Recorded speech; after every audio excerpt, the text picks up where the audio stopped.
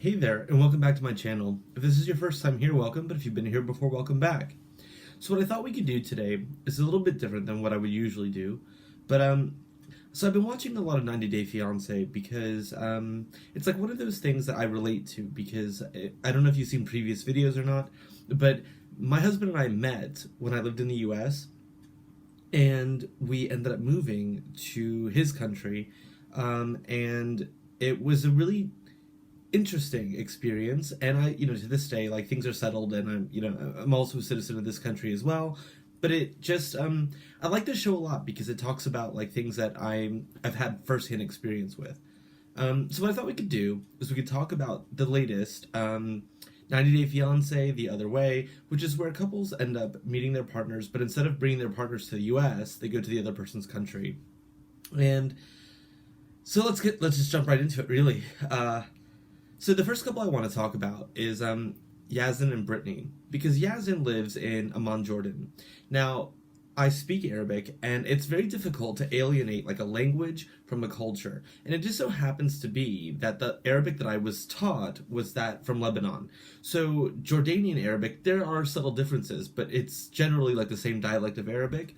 And so the culture is very similar as well. Um, in my opinion, Brittany comes off as somebody who really is a very opinionated, strong woman, and she refuses to, like, submit herself to anyone, and that's good for her. I mean, that's great news. That's amazing. However, she's now involved with somebody who comes from a culture that is very different than what she's used to. And actually, let's tell the truth. She's going to find, in my opinion, this relationship is a mess. She's going to get there and find out that she's not going to be as empowered as she is in the US. And I think she's going to have a really hard time, not only with a language barrier, but with like understanding why people's perceptions and thoughts are the way that they are. And I worry about that because the country that I live in, most people would probably think that it was like very similar to where I'm from in the US, but it's not. It's absolutely not. I have cultural blunders all the time, and even though where I live, I speak the language, it's it's difficult. It's really difficult sometimes to sit there and say to yourself, wait a minute, I have to put aside all of my values and everything that I think, and I have to start to understand and put myself out there to understand how the people that live in the country that I live in, why they think the way that they do and how they feel the way that they feel. Now, one other thing I'm going to say is that with this case, I worry because Brittany, being this independent person, she's moving somewhere where, okay, she's gonna have to find a job. She's gonna have to start her own credit. She's going to have to start. I mean, I'm not an expert on Jordanian affairs. I have no idea how any of that works. But in my experience, when I moved to the country that I live in, for at least like the first year, was having to rebuild and start over. Like, you have to find a new job, you have to make new connections, you have to meet new people, you have to do all these different things. And I don't think somebody that is going to do very well in a place where, like I said, she doesn't even have a job. She's sitting there and she's like, oh, she's doing these like dances in the show. She's talking about all these things, and I'm like, first of all, those dances and the way that you're dressed and the way that you're posed is so inappropriate for like the Middle East, right? And you think you're just gonna rock up and you're just gonna like move there. That's not how life works. And this is one thing that I will say really makes me question the capability of a lot of people to make these relationships work, because you have to go to that country, and again, how do I say this? You have to really start from scratch. Your life starts from scratch. You cannot go there doing those dances. You can't go there with the same connections that you had. It's not going to work. This relationship is so flawed that it makes me like really almost angry. It makes me angry. And on top of that, my question is, why can't she bring him to the US again? Because surely, like, they show her like in like this living space with her dad, and she says that she was a child in like a single parent like home, and she was whatever. Well, why would you not? Okay, there must be something that we don't know. Now, they did later on reveal that she's not technically divorced from her previous ex, which would like clearly affect her ability to sponsor somebody because she can't get married again, right? But at the end of the day, like she's in trouble. She's in trouble. They're both in trouble because this is so toxic already and it hasn't even started yet. It's so ridiculous. The next couple I would like to talk about is Jenny and Sumit. If you watched the first season of 90 Day Fiance the other way, she went to India and found out that he was married and his family doesn't accept her because she is different from them and their culture and, you know, whatever else. And she is too old to bear him children, blah, blah, blah. Well, in this episode, all she did was she was like, oh, well, you know, I want you to prove to me that you're finally getting a divorce because allegedly he's getting a divorce from his arranged marriage so he can be with her. Why are we watching her?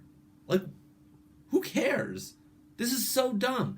Look, Jenny, if you're gonna sit here and you're gonna try to convince us that like this is like the normal way, like why have you not moved on? That is my question. Why have you not moved on? I don't have much to say about them because actually this is dumb. This is so dumb. Look, if you don't like his family and his family doesn't like you, then why don't you bring him to the US? Because one of the things that made me regret leaving the US at some point in my life was simply because I was so far away from my family, right? But maybe that's a positive for you. Maybe instead of you taking your dumb ass over to India, maybe you'll bring him to the US. And then she meets the financial planner, right? And she says, well, these were our bills, blah, blah, blah. And she's trying to cash in on her, like, retirement or her 401k. And the finance guy is like, she has no money. And then that begs another question. Why does Sumit not work? Like, what does he do?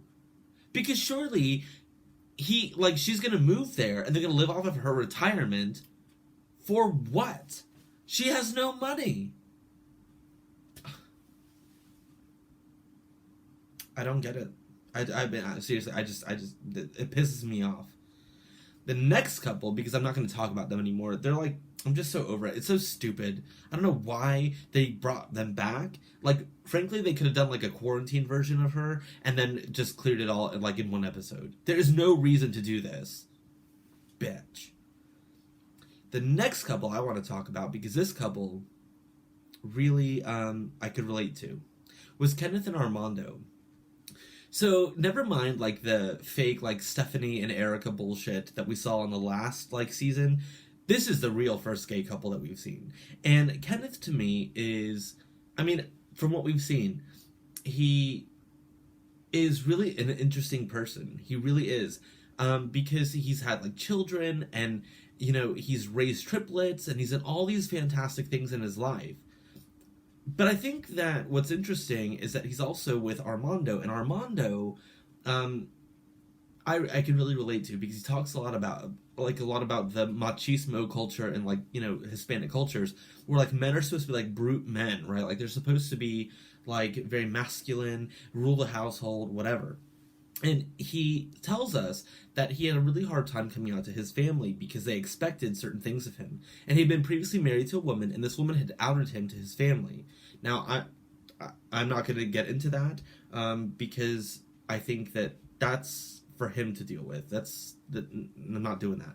But what I do think, you know, Kenneth, who lives in Florida, which is why another thing that I have in common with him is because he lives in the same state that I grew up in, really, and not too far away, really, from what I can deduce. And so he's going to move to Mexico, which I think is really interesting because why would he not bring Armando to the U.S.? Because at least, like, Armando has a little child, right? But Kenneth's children are older. And you would think that he has grandchildren, all these things that he talks about. You would think that he would be like, well, why don't you just come here? Like, you know, I don't get it. So there must be something else that we need to know.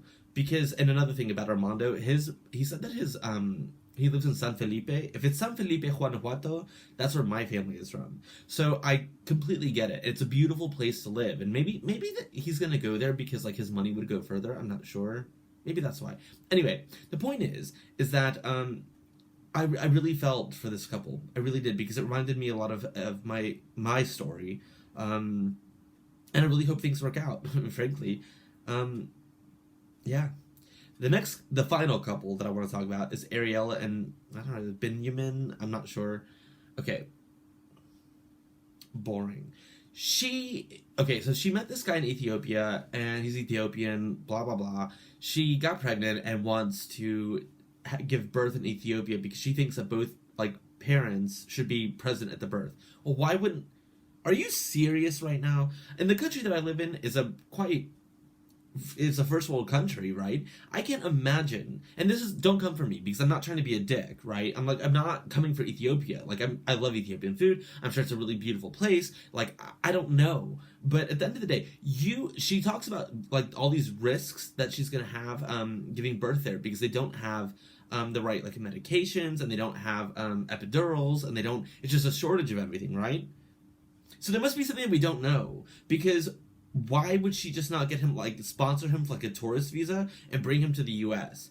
and then they can figure out if they're gonna get married and do well, I guess he'd have to go back to Ethiopia. But are they gonna do the K1? Are they gonna just since they've been married? Is she gonna bring him over on a spouse visa? Like I have no idea. But this whole thing like really drives me nuts because I'm sitting here like, all of these stories are like. 2 of the 4 of them are good. The other 2, I'm so over Jenny and Samantha. I'm so over them because at the end of the day, look, they've been in a relationship for 8 years. 8 years, and they're on a show on freaking TLC of all channels. It's not even like they're on, like an important documentary series. They're on 90 Mofo Fiance, 90 Day Mofo Fiance. That's what they're on. After 8 years, 8 years of your life, you're sitting here trying to bring someone, like, trying to move to India to be with somebody who catfished you originally? Girl, bye. Not doing that today. And Ariella, you turd. You're going to go to Ethiopia, and you're going to give birth, and you're going to find out how life really is. Because you're going to be brought out of the luxurious life that I'm sure that you're used to by now, and you're going to have to give birth there. Good luck. Good luck. Kenneth and Armando, I'm rooting for you. Don't let me down. And Yazin and Brittany, bitch, you're in trouble. Bye. Anyway, thanks for joining me today. I'll try to post a little bit more regularly. But life has been challenging right now. Anyway, thank you for joining me today. I really hope that you enjoyed yourself. It was a little bit of a distraction. I always appreciate a like, comment, and subscribe. But if you're not going to do that today, at least I got to spend some time with you. Take care.